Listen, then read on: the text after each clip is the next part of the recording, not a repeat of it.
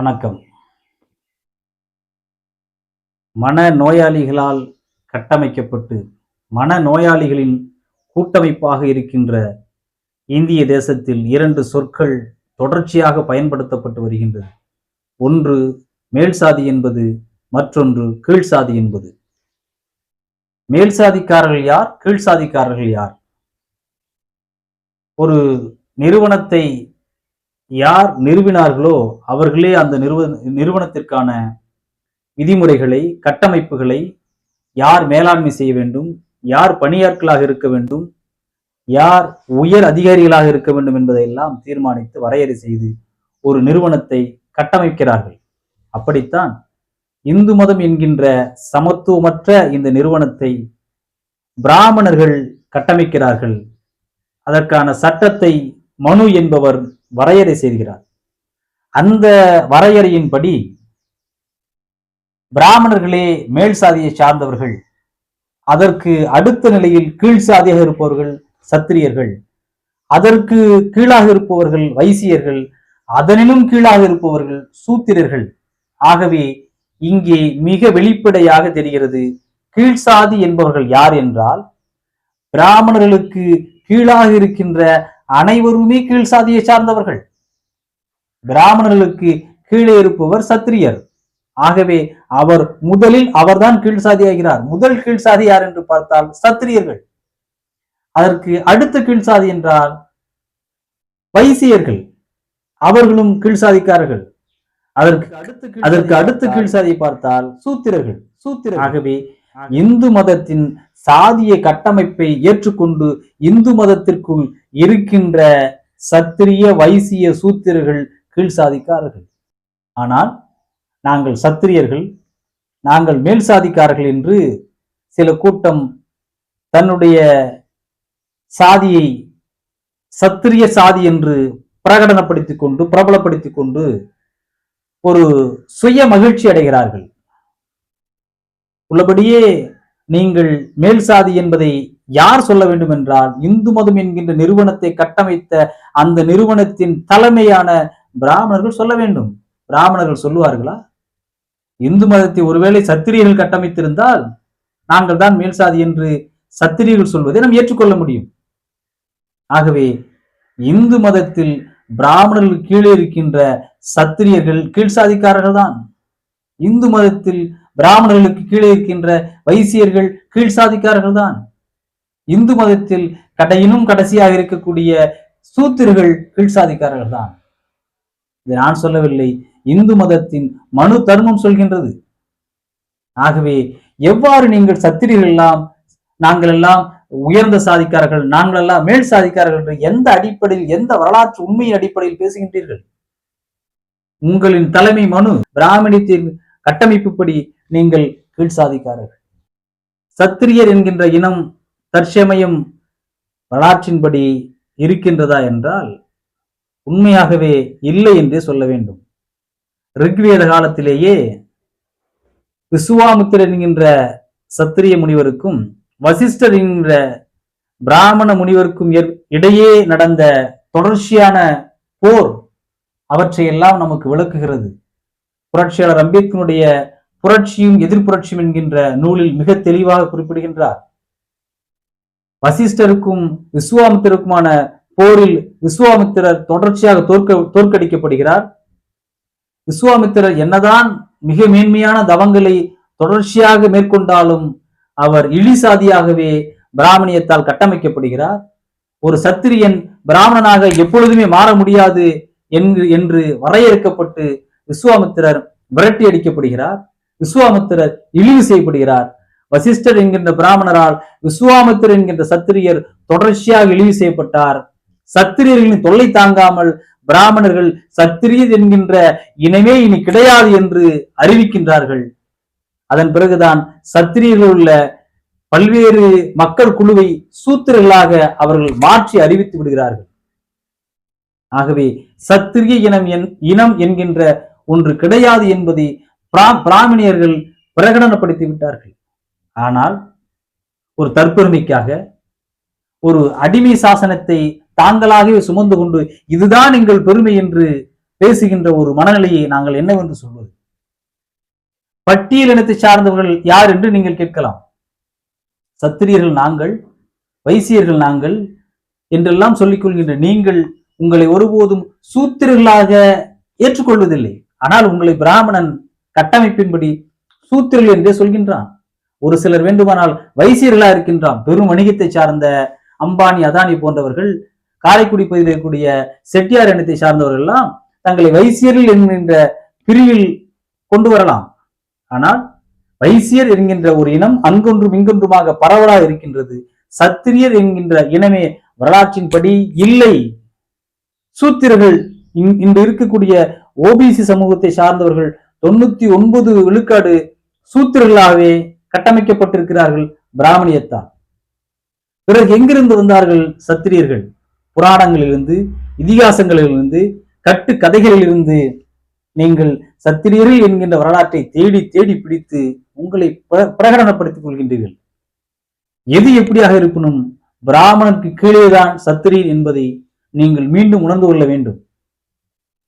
ஏன் உங்களை நாங்கள் உணர்ந்து கொள்ள சொல்கின்றோம் அல்லது இந்த வரலாற்றை உங்களுக்கு தெரிந்து கொள்ள சொல்கின்றோம் என்றால், நீங்களும் சாதியிலிருந்து விடுதலை அடைந்து சமத்துவமான ஒரு சமூக சிந்தனையுடைய மக்கள் திரளாக மாற வேண்டும் என்கின்ற ஒரு நல்ல எண்ணத்தில் ஒரு பைத்தியத்தை பார்த்து மருத்துவம் செய்யக்கூடிய மருத்துவர் இருக்கிறார் அல்லவா, அவர் அந்த பைத்தியம் எப்பொழுது கத்தியை வீசும், எப்பொழுது கடப்பாறை எடுத்து அடிக்கும், எப்பொழுது கோடரை கொண்டு தாக்கும் என்பதெல்லாம் பார்த்து அந்த பைத்தியம் அப்படி தன் மீது கோடாரியால், கத்தியால், சுத்தியலால் அல்லது பல்வேறு வகையான ஆயுதங்களால் தாக்கினாலும் அந்த தாக்குதல்களை பொறுத்து கொண்டு அந்த பைத்தியத்தை சரி செய்து ஒரு நல்ல மனிதனாக மாற்ற வேண்டும் என்கின்ற ஒரு முயற்சியில் ஈடுபடுகிறாரோ, அப்படித்தான் பட்டியல் சமூகத்தை சார்ந்த மக்களும் பிற்படுத்தப்பட்ட மக்களால், இதர பிற்படுத்தப்பட்ட சமூகத்தை சார்ந்தவர்கள் சாதி வெறிய சிந்தனையாளர்களால் தாக்கப்படுகின்ற பொழுது இவர்கள் நம்முடைய உறவுகள் தான்,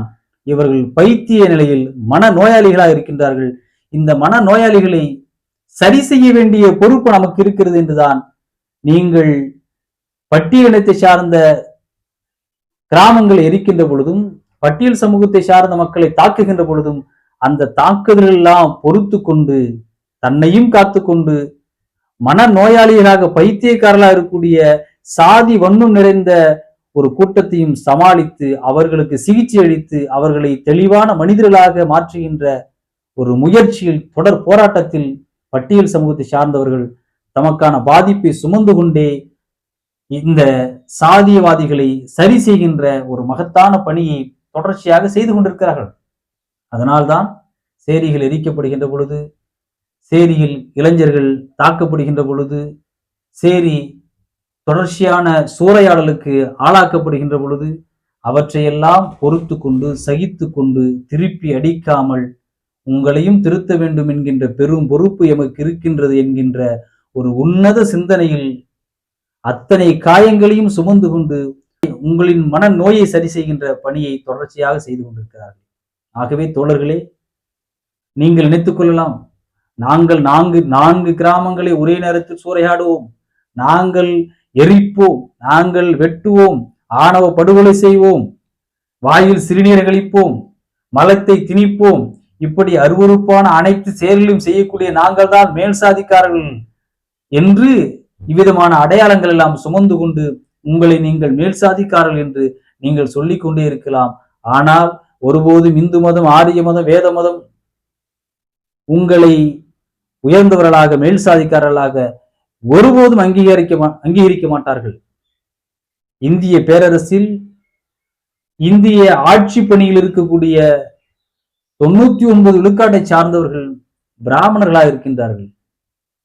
என்றைக்காவது இதையெல்லாம் கேள்வி கேட்க வேண்டும், இவற்றிற்கு எதிராக போராட வேண்டும் என்று நீங்கள் நினைத்ததுண்டா? அப்பாவி பட்டியல் சமூகத்தை சார்ந்தவர்களை, பௌத்த சமயத்தின்படி வாழ்ந்த அந்த பூர்வக்குடி மக்களை அமைதியின் வழியில், அன்பின் வழியில், பொய் சொல்லாமல் ஒரு மிகப்பெரிய அறநெறியோடு வாழ்ந்து கொண்டிருக்கின்ற பட்டியல் சமூகத்தை பார்த்து அவர்களை நீங்கள் கீழ்சாதி என்கின்றீர்கள், அவர்களை தாக்குகின்றீர்கள். என்றாவது ஒரு முறை பிராமணர்களை பார்த்து நீங்கள் கேள்வி கேட்டதுண்டா? அவர்களோடு வாக்குவாதம் செய்ததுண்டா? எங்கள் இடஒதுக்கீட்டை நீங்கள் எப்படி புறக்கணிக்கின்றீர்கள் என்று கேட்டதுண்டா? இடஒதுக்கீட்டு போராட்டத்தில் கூட சேரிகளை கொளுத்துகின்ற மனத்தன்மையை பெற்றிருக்கின்ற உங்களை பார்த்து நாங்கள் என்னவென்று எண்ணுவது? தோழர்களே, உங்களுக்கான எதிரி யார் என்றால் பிராமணர்கள். சூத்திரர்களின் எதிரி பிராமணன், வைசியன் எதிரி பிராமணன், சத்திரியனின் எதிரி பிராமணன். நீங்கள் யாரை எதிர்க்க வேண்டுமோ அவர்களை எதிர்க்காமல் ஒரு பௌத்த அறநெறியாளர்களாக வாழ்ந்து கொண்டிருக்கக்கூடிய, தன்னியல்பாகவே ஒரு பௌத்த அறநெறியாளர்களாக வாழ்ந்து கொண்டிருக்கக்கூடிய ஒரு சமூகத்தை, பட்டியல் சமூகத்தை நீங்கள் தாக்குகின்றீர்கள், கொளுத்துகின்றீர்கள். இதுதான் உங்கள் வீரம் என்று நீங்கள் நினைத்துக் கொண்டிருக்கின்றீர்கள். பட்டியல் சமூகம் என்பது இந்த 4 வருட கோட்பாட்டிற்குள்ளும் வராத ஒரு சமூகம், இந்து மதத்திற்குள் வராது இருந்த ஒரு சமூகம். இது அவுட் ஆஃப் காஸ்ட், வருணத்திற்கும் அப்பாற்பட்ட ஒரு சமூகமாக இருந்தது. இப்பொழுதும் அப்படித்தான் இருக்கின்றது. சாதியை ஏற்றுக்கொள்ளாத, சாதியை மறுதளிக்கின்ற, சாதியை புறக்கணிக்கின்ற ஒரு சமத்துவ சிந்தனை கொண்ட ஒரு சமூகமாக பட்டியல் சமூகம், ஷெட்யூல்டு காஸ்ட் என்கின்ற இந்த பட்டியல் இந்தியா முழுக்க இப்படித்தான் இருந்து கொண்டிருக்கின்றது. ஆகவே தோழர்களே, உறவுகளே, ஒரு காலத்தில் எங்களின் சொந்தங்களாக, ஏனென்றால் இப்படி சொன்னவுடன் பார்த்தீர்களா பட்டியல் சமூகத்தை சார்ந்தவர்களாம் நம்மை சொந்தக்காரர்கள் என்று சொல்லி உயர் சாதியாக மாறுவதற்கு முயற்சிக்கிறார்கள் என்றெல்லாம் எண்ணலாம். உண்மை அப்படியல்ல. நாங்கள் ஒருபோதும் மேல் சாதியாக மாற விரும்புவதில்லை, கீழ் சாதியாக மாற விரும்பவில்லை. சமத்துவ மனிதர்களாக வாழுகின்ற மனிதர்கள். ஆகவே மேல் சாதிக்காரர்கள் யார் என்பதை பிராமணர்களும் கேட்டு தெரிந்து கொள்ளுங்கள்.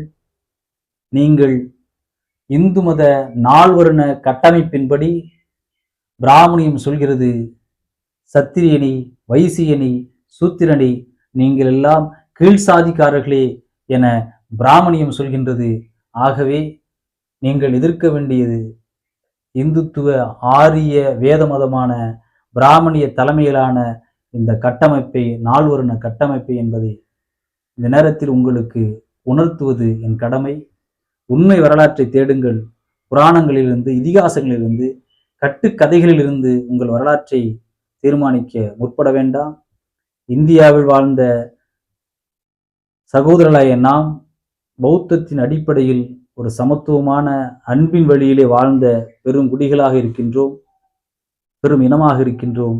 ஆகவே நாம் அனைவரும் பௌத்த சமயத்தை சார்ந்தவர்கள்.